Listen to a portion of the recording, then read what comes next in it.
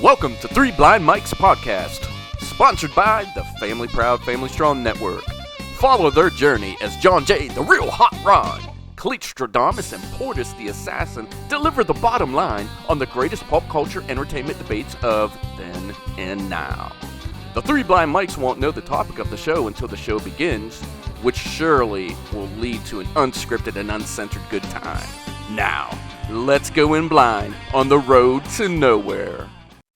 Welcome back, folks, to another episode of Three Blind Mics Podcast, where we will lead you on the road to nowhere. I am your host, John J., the real hot rod, and I said John J., the real hot rod. And today with me, my two co-hosts, my first co-host, my brother-in-law, Cletrodamus, the Oracle, who once predicted that Subway will no longer eat fresh because they had that little situation back then. How you doing, my brother?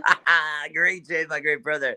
Glad to be with you. Lost again in the road to nowhere. I think I'm. Oh my goodness! I'm in a black hole somewhere between. I think between Saturn and Neptune or something like that. But I'm definitely in the road to nowhere and ready to take you and our great audience on the craziest ride of their week.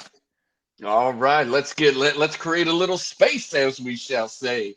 And my second co-host, who is filling in for Portis the Assassin, who is right now doing an assignment researching Lee Harvey Oswald's flannel trench coat. Yes, folks. It's real. But we have today with us is Mr. Fred Rice, my son, Cletrodamus' nephew. How you doing? And welcome to the show, Mr. Fred Rice. It's fried rice. Fried rice. Okay, fried rice. All right. Okay, we already messed that up.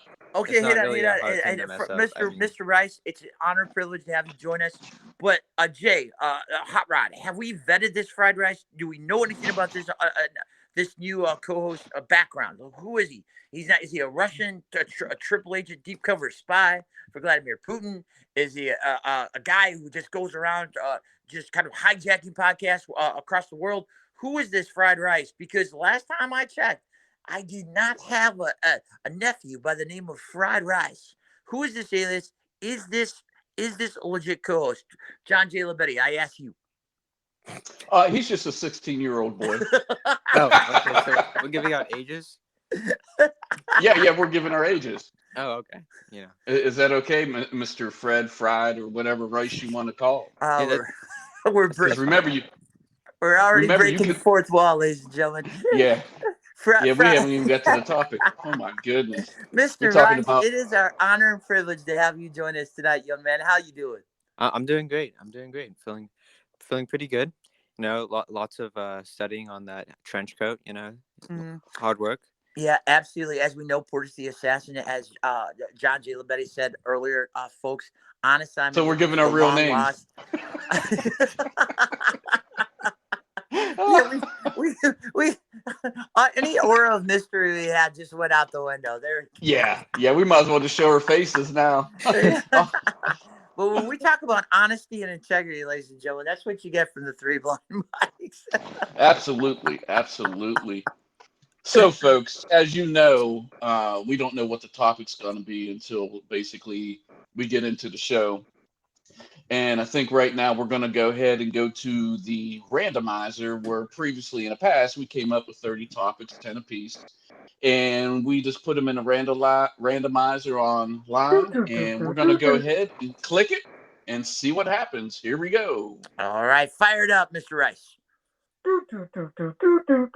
And the topic is... Drumroll, please. Oh! Was Elvis Presley that good? Ooh. Was the king of rock and roll really that good? So tonight, ain't nothing but a hound dog. So tonight we are asking the timeless question: was the king of rock and roll, the blue-eyed soul that captivated a nation, was he overrated? Was he underrated? Well, there's two schools of thoughts, fellas. Want to get your thoughts on them too. I see the arguments for both. Let's just start off with what you would hear from the overrated camp. The overrated camp would say, okay, here's Elvis Presley. Here's the kid that's basing his sound on, R&B music, the music of the classic Memphis African American musicians. A kid who was really just a project, not a true singer, a project of Colonel Robert Parker, and really kind of like just a artificial creation. That's what the overrated critics will tell you. Now, the underrated critics, and I will fall in this camp, that I do not think that the King is overrated at all. You look at the history. There's a reason why that if you travel this earth, fellas, no matter what language you speak, no matter what country, what continent you step foot on, all you have to do is say the word Elvis, and people know exactly who you're talking about. And that's because of the work of this young kid, this young Mississippi kid from Tupelo, Mississippi, fell in love with rock and roll as a teenager. And just look at the body of work, guys. Look what he was able to do. Everything under the sun. This kid could do gospel. He could do old school country and western. Obviously, we know how he revolutionized rock and roll. And he reinvented himself like all the great ones. He reinvented himself time and time again. And I mean, look at the gold records. I mean, guy, he's got literally his own wing of the Rock and Roll Hall of Fame. There's no question that Elvis Presley is the most important name and the greatest artist in the history of American pop music. You're absolutely I absolutely agree with you, my brother. When you think about Elvis Presley, that generation had its ups, had its downs, but what I think Elvis Presley did, all the downs that generation had, especially a big time with racism, he brought a lot of people together. He was one of the very few people that brought people together of diversity. Yeah. And he just revolutionized the rock, rock music, with the, a little bit of that R&B. And what is so impressive is that when he performed, people went crazy. Yeah. Especially, the ladies, they went crazy. The guys, they went crazy. Yeah. They wanted to be him. The ladies wanted to be with him. You know what I mean? As a friend. Yeah, and the guys wanted to be him. And like you said, he came across at a crossroads of America. The baby boomer generation was really just coming of age. Rock and roll itself, he was at the dawn of it. It was right before, a decade before the American Civil War. I'm sorry, the Vietnam War. So it was just a perfect timing, just a perfect storm of the right moments. The country was gravitating to a more cool, hip sound. And really, Elvis and Camp encompassed that in every way possible. From his early hits like Heartbreak Hotel, Don't Be Cruel, Jailhouse Rock, to his later classics, Suspicious Minds, In the Ghetto, which is a powerful song. You said about overcoming poverty in America. But let's flip it here. Let's flip it here, Hot Rod. Let's go to Mr. Rice, because Mr. Rice is a 21st century kid. Elvis happened a good 50 years before this young man was born. Can I get your thoughts, young man? Like, when you hear the name Elvis, what does it think to you? I mean, does it sound like just like a voice and a musician from the past, or does he sound like a timeless icon that you can listen to? I mean, you're as hip as anyone of your generation. I mean, does Elvis, like, for you, does it mean hip, or is he just kind of a lost musical voice from the past? Well, for me, it means legend, because it was over this summer where he actually became my favorite artist. I really got into 50s music, and he's the big reason why. Wow. He has because he has countless of songs with like different genres, or and it just like you could flow with it so easily and smoothly. And it's just his music became my favorite. He became my favorite artist, and I would just listen to his music every single day, pretty much. Like, and daily stuff like homework, sports, whatever. Mm-hmm. Yeah. Now, what is it about Elvis's sound that really gravitated to you? That you gravitated to? How did he hook you? For me, it was probably like the beats, it's like so like some exotic beats and exotic flow of the music. It could change, it could build up, and it, like Suspicious Minds, that's a really good one. And also just like Hound Dog, very popular one. And just also those two, they're incredible. And it's just like you could imagine yourself doing all of these things, and just like really push you into this whole thing that you could do on your own. Yeah, absolutely. Well said. Absolutely. Well said, Mr. Rice. And you think about it, Hot Rod, is like Mr. Rice is talking about. I mean, those beats are now, those early classics that Don was talking about. Those are songs that are 65, 70 years old. But, to have, his generation be able to kind of connect with them. I mean, that just shows just how timeless Elvis and his sound was, that it still can be. Music has evolved sonically so much from the late 1950s, from when Elvis was breaking out, to where it is today. But to still have that catchy hook, hook that today's kids are. I mean, that's like you said. I mean, that's what legends are made of. That's the very definition of a legend. Absolutely. And this music goes back, in the 50s. Okay. And when you have an artist, a true artist like Elvis Presley, who honed his craft back in the 50s, and it just kept on multiplying and multiplying through the years. And he has created just an awesome remembrance of how fun rock and roll is and was. Just like Mr. Fred Rice was saying, the beats, the melodies of the music, the artist that played the music while he was singing. It was an effortless effort when he did his music. He sang, and with his voice, when you hear his voice, he has this like bluesy kind of voice that you wouldn't really hear in rock music. And I think that's what the niche was for Elvis Presley, and one of the many things that made him famous. He pushed the envelope. The way he danced, there was a lot of people back in the day. Absolutely. They didn't like it. They wanted to. Exactly. They wanted to ban him just for the way he shook his hips. And of course, if he goes on the Tonight Show, today, I mean, that's not even considered risque at all. But back in the day, just with the way he shook his hips, it was considered, almost obscene by some people. But and not to cut you off, my brother, is, if it wasn't for Elvis Presley shaking those hips, you wouldn't have Beyonce.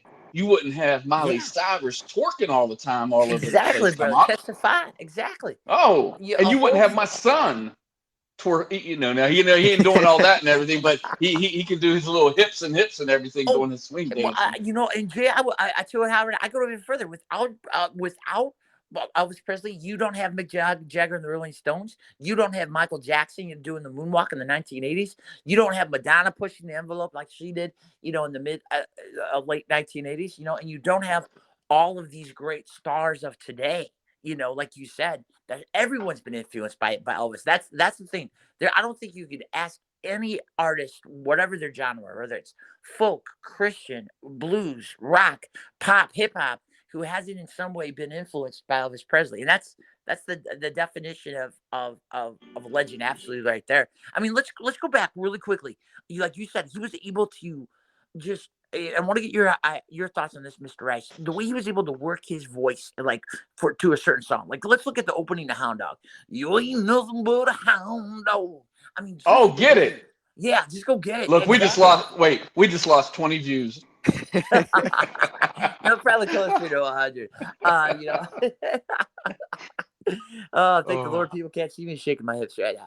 But Mr. Rice, go back to your point too. I mean, What, like for you, for Elvis, what was his greatest strength?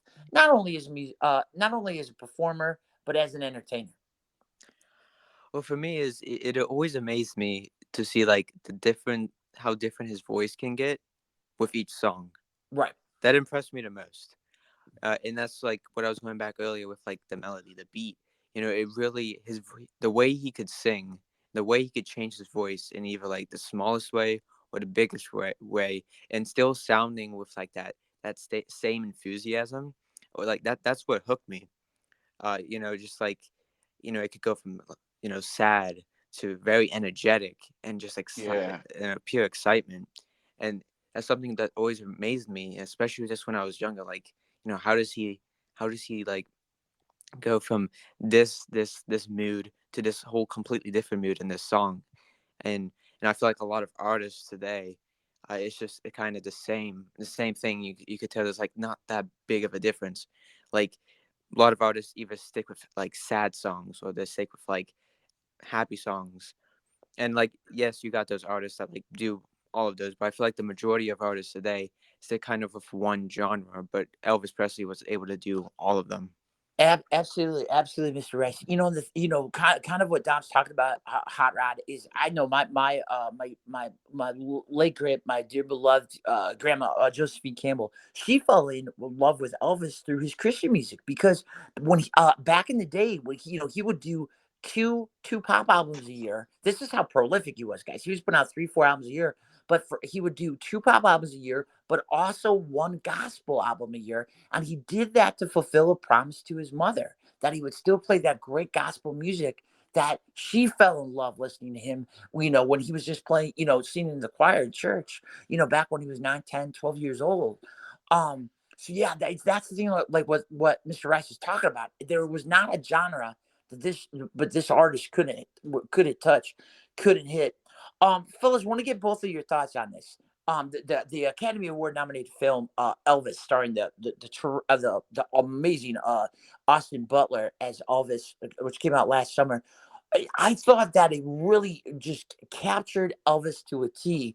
Him as a performer, as a person, as a tortured soul. I mean, what do you think about that, Dom? I just thought, I mean, it really did the impossible. It really gave you the vivid, a 4-dimensional picture of who Elvis Presley was. Now I finished watched like about half of that movie, but I enjoyed it mostly. It was a decent movie. It really like encaptured kind of like the background of Elvis, and that like the background of everything like wasn't so pretty. Like he kind of like struggled, even though like when he blew up and he was releasing these incredible songs, like he was struggling. And it shows like an important thing that like just because you have all this success doesn't mean that there's not going to be something going on in the background. But it was Yeah. really incredible, like how much effort and like they portrayed, and how much passion he had in each song and just in his career and to his family. Yeah, and the movie. I did watch the movie. I liked the movie. I wish though that instead of a movie, I think they should have did like a little a series, TV series out of it, because you can't really put all of Elvis Presley into a few hour Yeah, in a 3 hour movie. film, absolutely. And it's an impossible mission, I think, to sum up a career and a legacy that's vast, guys. And I agree with you, Jay. I mean, I think with Elvis's story, I think you could do it as a television, a 1 hour television drama series, and you have enough material there probably just to get through five seasons. Yeah, There's yeah. so I much mean, there. like these streaming services like Netflix, Hulu, Amazon Prime, Apple Yeah, TV or whatever. I'm sure somebody can, right. Yeah, that do would a be. good job in making a mini series out of it. Yeah. And going back to the struggles, guys, and like Mr. Fred Rice was saying is there was a time where he was getting older, he was getting heavier, he was into drugs, And all that success is just got to him. And there's so many different stories out there on, why, he went to drugs and this and everything. But, I don't focus on that. I just focus on, what he did, all the positives that he did. We all do. We're all broken. We all get into brokenness. We all just do things that we shouldn't or whatever like that. But even though when you say Elvis Presley, no, because usually when you do bad things in your life and in the future, people are always going to remember something bad about you. Okay. But, with Elvis and everything, even though he had his struggles and everything, first thing that people think of when they think of Elvis is the good that he did. They don't really talk about, his struggles and everything, because, hey, he was human. And, he went down a road to nowhere, unfortunately, but he left a legacy worth remembering, which outweighs the struggles that he encountered. But I want to get your thoughts, guys. We'll start with you, Mr. Fred Rice. What is your one of your favorite all-time Elvis Presley songs? Ooh. Well, there's Suspicious Minds, but there's also Devil in Disguise. That's one of my favorites. Okay. Oh, and then you got the classic, Can't Help Falling in Love with You. Yeah. That is my favorite right there. What about you, Cletrodamus? Oh, wait. Ooh. Oh, what happened? All right, I think we lost somebody. All right, technical difficulty. It's just the second time in a row this has happened. Yeah. So we're gonna send him a link. He probably got that McDonald's internet. Where he lives in Iowa. Yeah, we're also giving the states too. Just give his address away too. Yes, Social Security number 11111111. So I sent him another invite. So, while we're making contact with Cletrodamus, can't help falling in love with you. Now, I don't know if you know, is that an original song by him, or did somebody else do that and he just reprised it? Do you know? I was wondering the same thing. I'm gonna say he just reprised it, but I'm not too sure. Okay. I think he did. Okay, because I don't know who the original artist was, or maybe that's his original song. Oh, are we back? Guys, can you hear me, fellas? Are you there? Guys, come in. Can you hear me, fellas? Okay, come back from the war. War's over, buddy. All right, thank you, fellas, friends. We are back from the road to nowhere. We apologize for the technical difficulties. We have fired our studio engineer, ladies and gentlemen. Have no fear, he is out of here. Kid just wasn't getting it done. I'm sorry, Jay. I had to take executive authority, make an executive decision. Thank you, my brother. So basically, the question was, what is your favorite Elvis Presley song? To recap here, Mr. Fred Rice, one of his is "I Can't Help Falling in Love with You," and which is also one of my favorites. What is one of your favorites? Well, I'm right there with you guys. Can't Help Falling in Love, one of the all-time great American love songs, great ballads. But for me, when you talk about Elvis, like all the different elements to his voice, all the things he could do on a recording, for me, it's "Don't Be Cruel." Because you look at that sonically, there is percussion, there is a bass line, there is a drum beat, but so much of the hook of that song is just the voice of Elvis. When he starts you off, fellas, "Don't be cruel." Yeah. All is true. I mean, right there. And it was one of the all-time early great rock songs. It was a multi-week number one of his first big monster smash hits. But for me, that just really encompasses everything that Elvis Presley was as an entertainer. So without question, now let's flip it back to you, Jay. What about you? For you, what would be your all-time favorite Elvis track?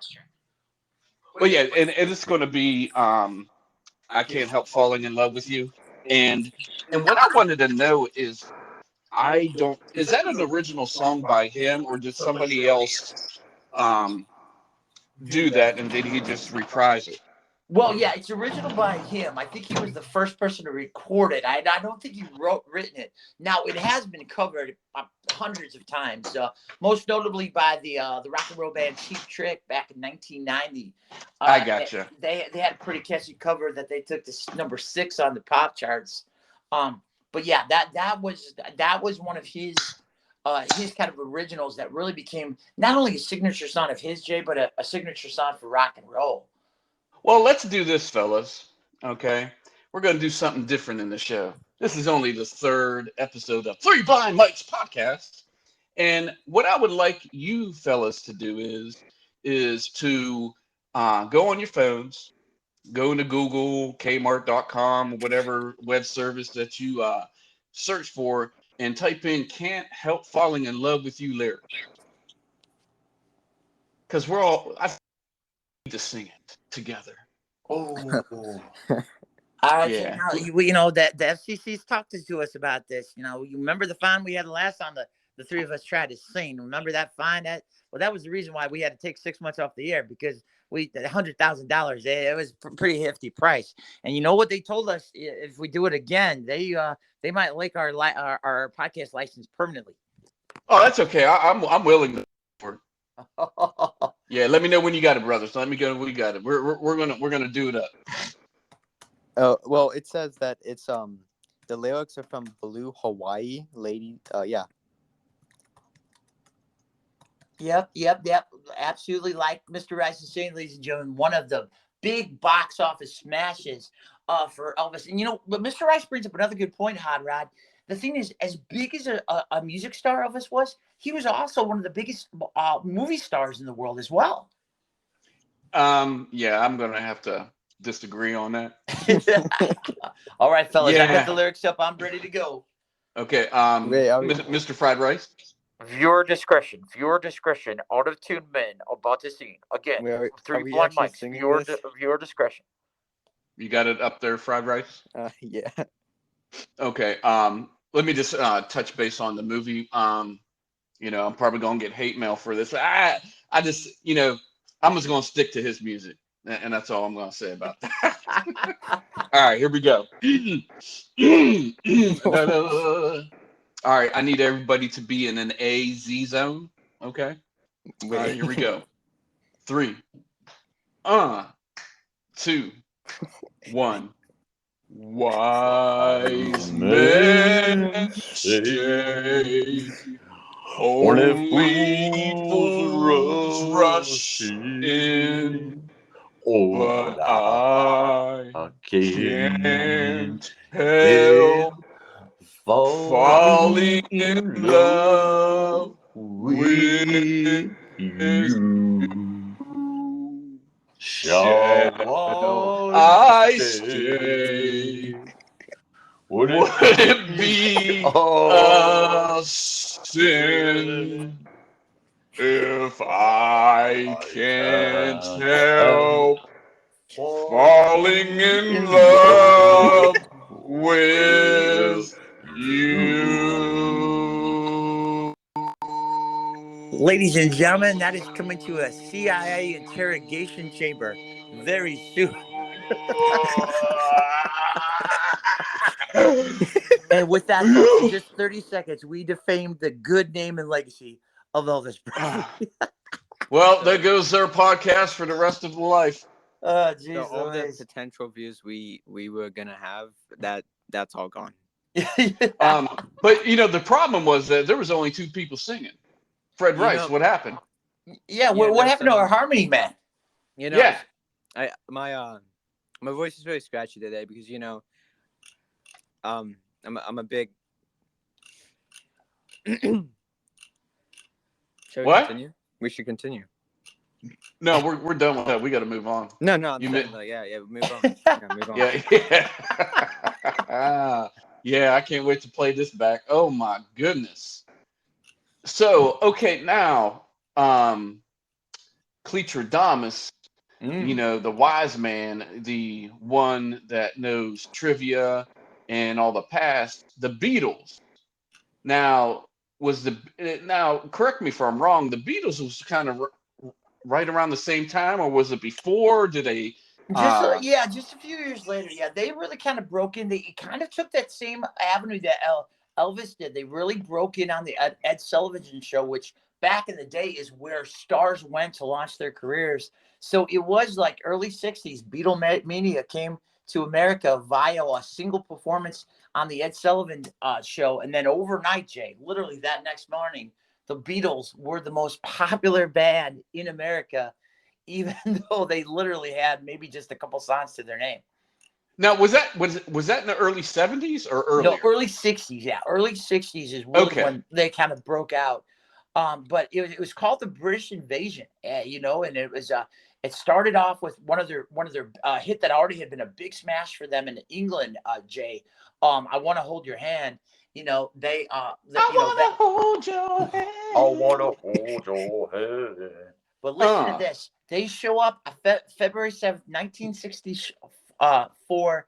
They land in America. 2 days later, they show up on the Ed Sullivan show, and 73 million Americans are introduced to Beatlemania, and then it's born literally overnight. And you have the second biggest act in music history next to Elvis Presley right there. So basically, then they came in on the scene while Elvis was kind of going out of the scene. Yeah, literally. Yeah, Jay. And this kind of goes back to your point too about just the demons Elvis really started facing in the early 1960s, battling substance abuse, alcohol issues. And really, there was a point where he kind of faded away. And when he faded away, that opened up the door for so many artists, all the great artists from Motown, new American rock stars. But the Beatles came in here and just captured the imagination of the country. And it started in 1963. They put out a debut album called Please Please Me. And then with that, within a span of a year, they put out hit album after hit album with the Beatles: A Hard Day's Night, Beatles for Sale, Hope, Rubber Soul. Hard Day's Night. Oh, I want to sing, brother. Dang. Oh boy, I tell you what, if you hear knocking the door, Mr. Rice, that might be the local authorities. So just warn the Mingo Junction PD. There could be probably a noise ordinance violation tonight, I would imagine. But yeah, so but you bring up a good point about this too, Jay, because overwhelmingly the Beatles are considered and known without question as the greatest rock band of all time. But back in the day, they were considered overrated. I remember the famous James Bond film, Goldfinger. When Sean Connery says the only way you can listen to the Beatles is with earmuffs on. So there definitely were two camps: people who love their sound and people who didn't get it. But let's go back. Let's go back to the hippest young man in America. Let's go back to Mr. Rice. Dom, can you give us your thoughts on the Beatles? For you, we're talking about another timeless artist. Are you able to connect and resonate with their music as you are with Elvis? Not as much as Elvis, but I did, probably just because I haven't heard a bunch of their music. But the music that I have heard and what I have learned from the Beatles, a very impressive band. Very, very good music from what I've heard, and I know my fellow sister, she was very huge into the Beatles and still is. And from the songs I've heard that she's played, I've enjoyed all of their songs. They have a good rhythm, a good consistency with all of their songs, and you just get it idea when the Beatles come on, that you're gonna enjoy it. Yeah, you're gonna enjoy it. And Jay, how about I want to get your thoughts about this. I guess the biggest with a lot of critics is Don was talking about how diverse Elvis was. The thing with the Beatles, even though they experimented with their sound later on when they got to Sgt. Pepper's Lonely Hearts Club Band, the thing about with the Beatles is the sound was the same on a lot of the songs. It was the same kind of melody, same kind of arrangement. Yes. Especially early on when you talk about those songs like Love Me Do, Please Please Me, She Loves You, I Want to Hold Your Hand. It was really kind of like pop bubblegum music, and it really it was really kind of forgettable. It was kind of like this might sound blasphemous, but that early Beatles stuff you could say was kind of what Nickelback is today. Just kind of throwaway kind of bubblegum rock and roll in a sense. Yeah, and they see, yeah, there's this, with their songs, the majority of them, sound the same. They have, the same, melodies, the same Yeah, rhythm A and Hard Day's everything. Night. And Please. and I'm not and I'm not taking anything away from the Beatles. I mean, they won the hearts of the world, at one point. But you know, I listen to Beatles music from time to time. It's not one of my, favorites. I do appreciate, what all of them have done. I appreciate them as artists. Yeah. But, what, let's talk about the real thing here. Okay. The elephant in the room, or let me say the yellow submarine in the room. First of all, when that song came out, we are in the yellow Yellow submarine. submarine. A Yellow yellow submarine. submarine. That did it for me. Okay. I have nightmares of yellow submarines looking That's like when you had bananas. exit stage left from the Fab Four. Yeah, But I had to. And now my daughter, Agent Alicia, I know she's probably gonna give me some heck about it because her and my son-in-law, Agent Pat, they like that song. But I'm sorry, I have nightmares. It's the same thing. Like it's the whole song, Yellow yeah, Submarine. that's it. It's all that Yeah, chorus. It's all that chorus. yeah, But you know what, fellas? As crazy as it sounds, as bad as that song, and that song does not hold up as well. I mean, you look at their catalog; it's probably one of the weakest. But that's what, for me, that's when they started becoming a real artist, a real band, because that's when they started really experimenting with their sound. And So then you're pro Yellow Submarine. I'm Oh, not pro Yellow Submarine. I say nuke that bad boat.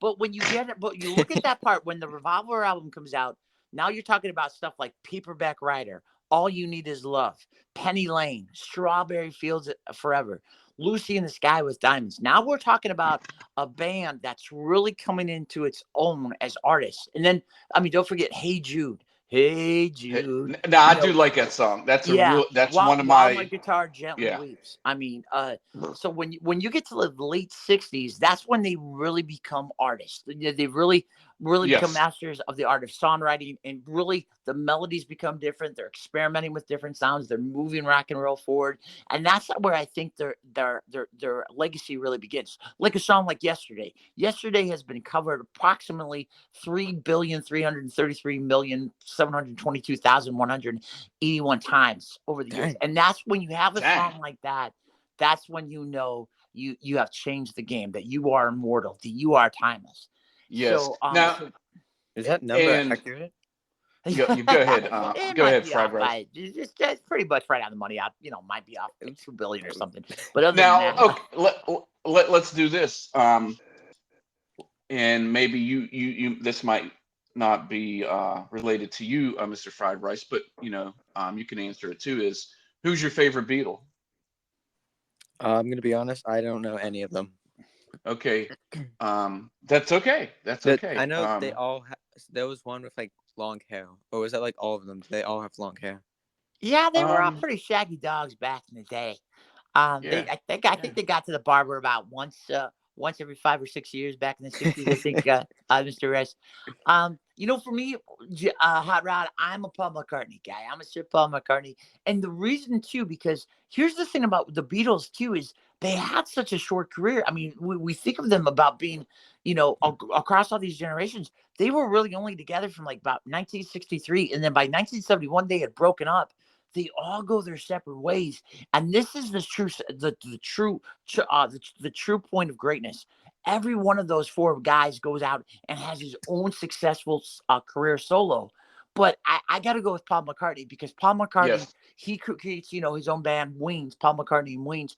And then they just take off, and they take rock and roll to another level too, with, so many classic songs like Live and Let Die, things like that. So that for me, I think Paul McCartney, and the fact that Paul McCartney is still putting out albums, even I think he's knocking on the door. I think he's already over 80. I mean, be able to do that at, be a factor on the charts for over 7 decades. That shows that you truly are absolutely immortal as an artist. Yeah, absolutely. And my favorite is also Paul McCartney. Um, he just, he broke away. Like you said, had his own band Wings, and also too, he's done other music with other individuals. Like Michael Jackson. Yeah. What's the one that he and Michael Jackson did? I forget the name of it. Oh, the doggone girl is mine. Yeah, you know what? Doggone. I don't think that song gets a lot enough credit, but because you got two icons. Yeah. You got the king of pop, Michael Jackson, and that could be a whole different episode. And you got Paul McCartney, I think the star of the Beatles, and not taking anything away from all the other ones, Ringo, Dingo, whatever the other one's name is. So, yeah, I mean, I'm just being real, Yellow Sub or whatever. I still keep it what? real as you always do, my friend. Yes, Yeah. Paul McCartney will turn 81 years old, fellas. 81 years old this June, and he just put out an album in 2020, titled McCartney 3. That actually is 18th solo album after Wings. So after the Beatles, after Wings, he's done another 18 solo albums. I mean, let me ask you this: how many people bought that album? Well, it says here, I do believe, let's see, his daughter, his son-in-law, his agent, and I think one was actually bought by a local humane society to help the animals get to sleep at night. So PETA. four. But he's still but the point of greatness is he's still putting out albums there. Yeah, without question. God bless him. Absolutely, and he's almost worth $3 billion. So who are we to argue or carve with his but let's flip this a little bit. Let's flip this because let's talk to Mr. Rice, Jay, because you and I, we're two old school boys. Yeah, we're sons we got a of the different generation in the house. Yeah, we're sons of the 1980s and 90s. For you, Mr. Rice, who for you is like the voice of your generation, or who do you think is the artist out there, whether it be pop, country, rock, hip hop, whatever, that most connects to you and your friends in your generation on a personal level? Oh, well, I'm personally not big into this artist, but I know friends of mine that are pretty much attached to this artist. It's a big one too. Taylor Swift. Yeah. That is your other uncle's one of his favorites. Portis the Assassin. Dude. Oh yeah, I can see that. That's why he probably couldn't make it on tonight. He went to like some concert. But he's front row on the Generations tour for T Swift here in 2023. Well, as a matter of fact, there's going to be another song coming up because she just broke up with another guy. Ooh. And boom, there you go. There's money. Yeah, you want to sing that one together? Which one? Which one? I don't know. Wait, you know what? No, let me look it up here. We're gonna sing a Taylor Swift song. Taylor Swift. Yep. You wanted it. We'll do it for Taylor Swift song lyrics. There we go. I'm having my producer let's see here. We found that. He's always quick on that trigger. That is for producer of yours. But isn't it something though? Yeah, while you do that, while you call that up, Taylor Swift, we talk about crossover artists. She started, when she was 15, 16 years old, writing songs about boys in schools that she liked, and she's able to get them on the radio. Starts as a country pop star, 2-time Country Music Association Artist of the Year. And then, she's smart. She knows where she can, double, triple her audience and truly go worldwide. She switches over to pop about 4 albums into her career, comes out with this legendary classic album, 1989, named after the year of her birth. And she becomes the biggest pop star in the galaxy, literally overnight. And the thing about it, you're talking about Mr. Rice, and she'll be the first to tell you, she doesn't have the greatest voice. She doesn't have the greatest range, but as a songwriter, she can connect with her generation. I mean, how many anthems, particularly for girls, has Taylor Swift written and sung and taken to the top of the charts? I mean, we're talking about stuff that almost any girl in America can relate to, whether it's, Shake It Off, You Belong With Me, just hit after hit after hit. I don't think there's an artist of the 21st century, not even Beyonce or Bruno Mars, that really kind of comes close to what she's doing. I mean, she put out her 11th solo album, guys, Midnights, in October of 2022. And in this day and age, she sold 1.8 million physical copies in an era of digital downloads when the CD is becoming an endangered species. She's still getting people out to the music store buying her music. So that's, for me, the testament that just what Mr. Rice says, that she is, without question, the undisputed number one artist in the world across any genre or language. Wait. All right, shake it off, man. Follow along with me. Ready? Hold on, let me get the song up. Yeah, get the song. Shake it off, man. Come on, let me know when you're ready. Wait, do you know how it starts? Yeah, I know how it starts. I sing this in the shower. Oh man, fellas, you take this one, guys. I think I'll just sit back on it home. Okay. Let me know when you got it. No, you could do this solo, man. You sound great. Okay, you ready? Here we go. I stay out too late. Got nothing in my brain. That's what people say. That's what people say. I don't want too many dates. Oh, you sure do. But I can make it any stay. And that's what people say. That's what people say. But I keep cruising. Can't stop what not moving. It's like I got music in my mind, saying it's gonna be alright. Cause the player's gonna play, and the haters gonna hate. I shake it off. Woo! I shake it off. Oh, I think I'll just pull something. Oh shoot! And Mr. Rice, just then, over the last 30 painful seconds, we set music in this world back. What do you think? About 1,000 years, Mr. Rice? My goodness, yeah. Oh boy, ladies and gentlemen, haters gonna hate. I think that was better than Taylor Swift. Got nothing in my brain. Oh, boy, she told the truth. Folks, we promised to take you on the road to nowhere, and boy, have we tonight. We sure did, folks. All right, folks, we're gonna wrap this episode up, and like always, it's been a pleasure. We like doing these episodes, talking about what entertains us, whether it's good, bad, indifferent, or whatever. And yeah, and folks, please give us your feedback. Hot Rod. When you post this, and thank you for all the work you do on the podcast, folks. When you see it, when it goes up on Facebook, please give us your thoughts. And what do you think about today's debates about Elvis, about the Beatles? We'd love to hear your thoughts, because you really are the voice of the Three Blind Mics, and you're really probably making, in your sleep, probably more sense than we do. Caffeinated to the extreme. Oh, absolutely. Yeah, and just to touch on that, my great brother is, this will go up on YouTube, Spotify, and put in the comments, if you want to hear, different topics from us. Absolutely, Hot Rod. If anyone has something they want us to put in the randomizer, please let us know. We can get that in there too. That's the magic. We don't know what the topic's going to be, but we love to have you have a voice in this show, because this show is for you. And absolutely. And, this show's just really it's getting off the ground level. We have lots of ideas for future episodes.